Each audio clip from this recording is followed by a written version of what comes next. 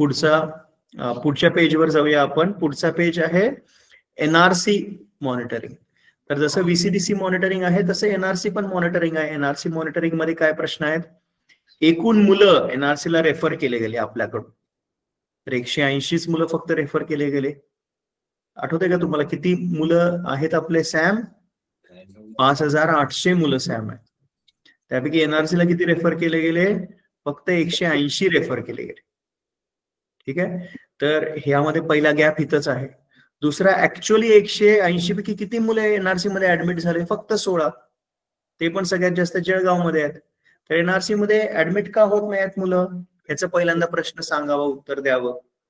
NRC मध्ये admit करत असताना तुम्हाला आठवत असेल, एनआरसी ऍडमिशनचा एक युनिक कोड असतो, तो कोड टाकावा लागतो नर्चर मध्ये. तो कोड टाकला की व्यवस्थित ऍडमिशन झालं हे आपण खात्रीपूर्वक करतो. पेंडिंग ऍडमिशन किती आहेत? 59 ऍडमिशन पेंडिंग आहेत. ठीक आहे, असे मुलं जे रेफर केले गेलेले आहेत खरं अजून ऍडमिट नाही झाले, 59 आहेत. Average time lag between referral and admission 41 days आहे ऍव्हरेज राज्याचं. आणि सगळ्यात वरती कोण आहे?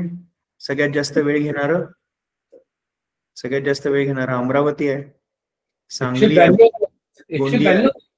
एवढी कशी आली? 192 सुरू होऊन एवढे दिवस झाले. 192 भरपूर ऍडमिशन चेक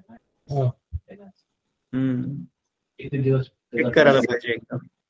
30% लगभग 6 महिने झालं. 30 महिन्याचा एक निघाल 180 दिवस झाले, त्याच्याही वरती झालं. चेक करायला पाहिजे सर एकदम. Just check.